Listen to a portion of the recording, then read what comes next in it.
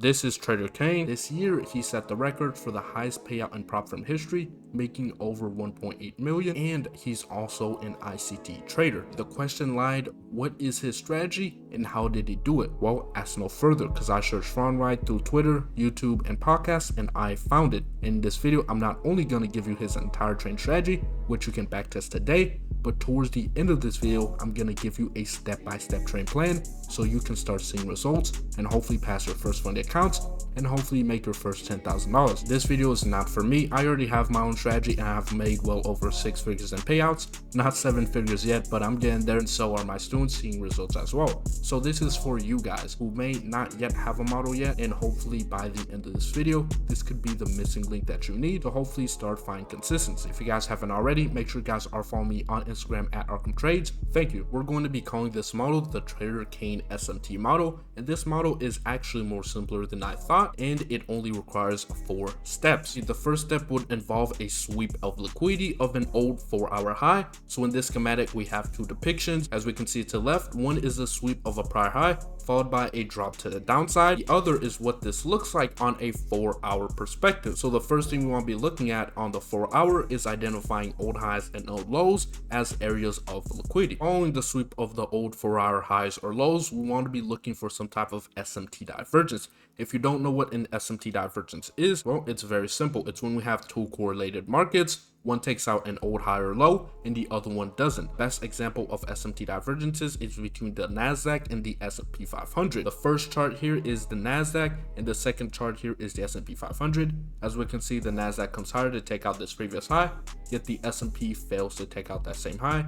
This is then that SMT divergence, and we can see here vice versa, where the Nasdaq comes here, doesn't take out the previous low, the S&P 500 does take out that previous low. So that is also that SMT divergence, that the market that fails to take out the previous high or the previous low will most likely see the biggest momentum to the upside or to the downside. So that's the market that we want to prioritize. Step 3, after we identify the sweep of liquidity plus the SMT divergence, now we want to look for displacement in the opposing direction. So in this depiction here, we can see we got that SMT divergence with that failure swing, and we can see price displaced to the upside as well as price then displayed to the downside. After we get that displacement, we want to anchor a Fibonacci from the high to the low, and we get our 50%, and above a 50% here is our premium, and below that 50% right here is our discount.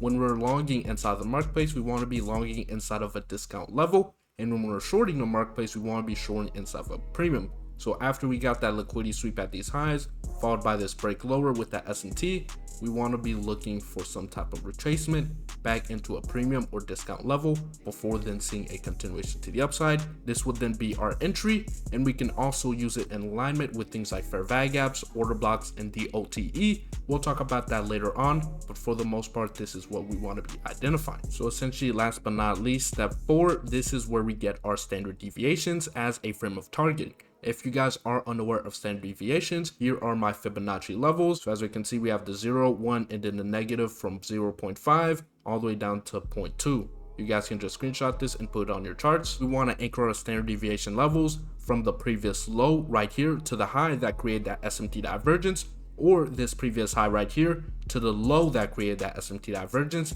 and then we'll get our projections. We want to aim for at least a negative 1.5, preferably we target a negative 2, but it has to also be in alignment with liquidity. So let's say we had a liquidity pool at these lows at the negative 1.5, then we'll take it off at the negative 1.5. But if we had liquidity at the negative 2, then we'll take it off at the negative 2. These are the 4 steps that we're looking at, right? Identifying a sweep of liquidity on the 4-hour, then identifying an SMT divergence after that sweep of liquidity, then we anchor our premium to discount range, and then we use standard deviations as a frame of targeting in alignment with liquidity. Now let's put this all together. We can see here from a bearish perspective, we have this 4-hour high, price then comes higher, creates this SMT divergence, where we can see the correlated market take out that same high, and then following that SMT divergence, we get this displacement. Price comes back into a level of premium here in alignment with some type of inefficiency. Let's say there was a fair value gap here or an order block here, right? We take the short, reaching back below lower prices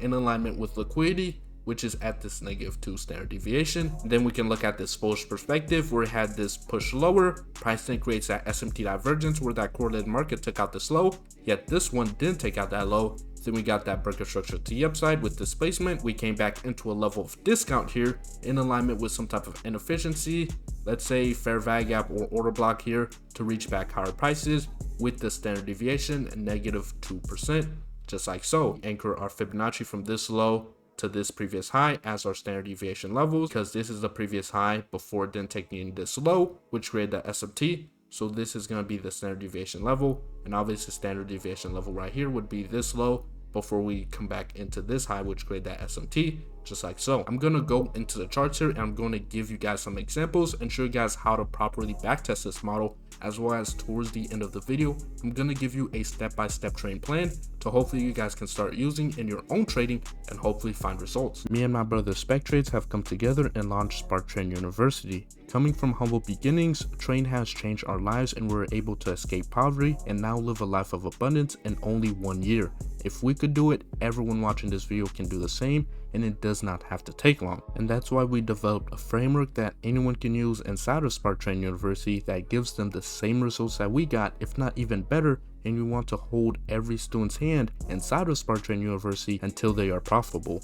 Stop going about it alone and let me and my brother be your new mentors. And for this video, I'm opening up 5 slots for the next 5 people to join Spark Trade University. You can just click the first link in the description to join Spark Trade University, and back to the video. So looking at our first example here, we're on the NASDAQ, and obviously we can identify this previous high as the area of liquidity here. And if we look at the S&P 500, the S&P 500 actually takes out that same high level. So obviously this is an SMT divergence with the NASDAQ, where the NASDAQ fails to take out this high, while the S&P did take out that same high level. Now we're gonna go down to a 15-minute time frame and see if we can get some type of displacement to then get our frame of entry. On the 15 minutes time frame, we're here at 10:45 a.m., which is essentially the New York session. And after we got that sweep of liquidity, we saw this drop to the downside, and we left this previous high as a bearish order block. So obviously this is an area of resistance inside the marketplace. And if we go down to a 5 minutes time frame, obviously on the 5 minutes time frame here, we can identify this break of this previous low. So obviously this would then be our break of structure. And if we anchor our Gann box here from this high to low, if you guys want to know my Gann box settings, well, here it is. We got this high to low, and above the 50%, as we mentioned, would then be our level of premium, which is also in alignment with that 15-minute bearish order block, as well as we do also have this 5-minute inversion fair value gap as well. So obviously this is a clear area of resistance inside the marketplace. Following that SMT divergence with the S&P 500, we get this displacement, as well as we identified our dealing range from the high to low. We got our premium, and inside of this premium we have an inefficiency. So this is a perfect A+ setup here. I'm gonna put my entry right here as price enters this inversion fair value gap 15-minute order block level, stop loss back above these highs. And what I'm gonna do here is I'm gonna get my standard deviation levels. We then get our standard deviation levels, as we can see, 0 to 1, right? We use from this low to this high because this is the high that reached up and created that SMT divergence. And then we can reach back lower prices here for about a 1.5 standard deviation in alignment with these Asia session lows. So the Asia session is from 8 to 12 a.m. EST. So obviously this is a clear area of liquidity that the marketplace would likely seek, which is also in alignment with our standard deviation for over a 3.8 R, technically a 4 to 1 R. Let's see how this trade idea then plays out. And just like that, price comes into our entry perfectly.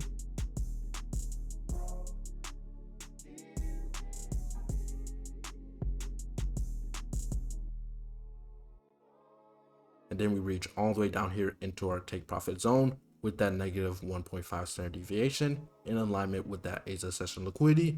On to the next example. For our next example here, we're looking on gold, and we can identify this 4-hour low. We're looking at silver or XAG, and we can obviously identify this low, which silver fails to take out. But if we look at gold here, which is XAU, gold does take out this level of liquidity. So obviously this is an SMT divergence at a 4-hour previous low, which one market fails to take out a low, while the other market does take out that same low. Now I'm gonna go to the market that failed to take out that previous low, and I'm gonna go down to the 15 minutes time frame and see if I can get displacement and frame our entry. So just looking at silver here, we can see that we have been making harsh rejections to the downside, and it looks like we have been establishing some type of low down here in alignment with that SMT divergence. We can also see that we had the displacement to the upside from this low to this high point. I'm gonna anchor my GAN box, and inside of this level of discount, which is below that 50%, we do have this bullish fair value gap. So obviously this is a pretty good area of entry to where we could see price come down into to then find support to see higher prices, potentially back into this inefficiency or back into this order block level. I'm gonna go down to lower time frames to get my standard deviation. We're down to the 5 minutes time frame here, and I'm gonna use this swing high point. We can classify this as a swing high because the candlestick to its left is lower, as well as the candlestick to its right is also lower than the one in its middle. So this is our swing high point, and this is then our swing low point. And what we can do here is from the low to the high, we can get our standard deviation levels, and we can see we get this negative 2%. My entry here inside this fair value gap, stop loss just back below that low right here, targeting back above higher prices here is into this level of liquidity in alignment with that negative 1.5 standard deviation for over a 4-to-1 R. Let's see how the trade idea then plays out.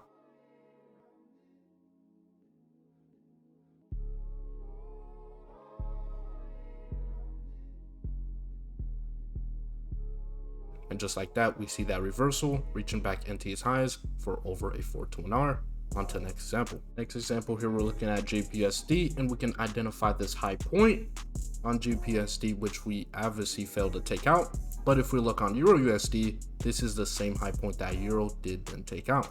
So on GBPUSD, this is obviously an SMT divergence, and I'm going to go down to lower time frames to get an entry. As you can see, Euro did take out that high, followed by that drop to the downside.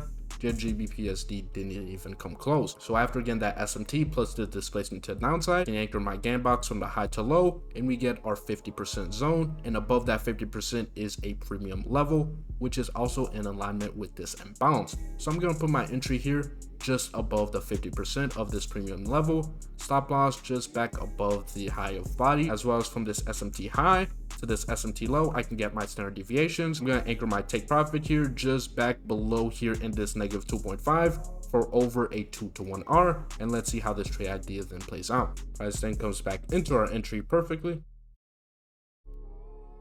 and then we see that momentum downside reaching back below that negative 2.5% or over a 2.2 R on this trade idea. Perfect. So here's the full trade plan for not only indexes but also Forex. First off, we're only trading the NASDAQ or the S&P 500. If you're trading the NASDAQ, you're looking for an SMT on the S&P. If you're trading the S&P, you're looking for an SMT on the NASDAQ.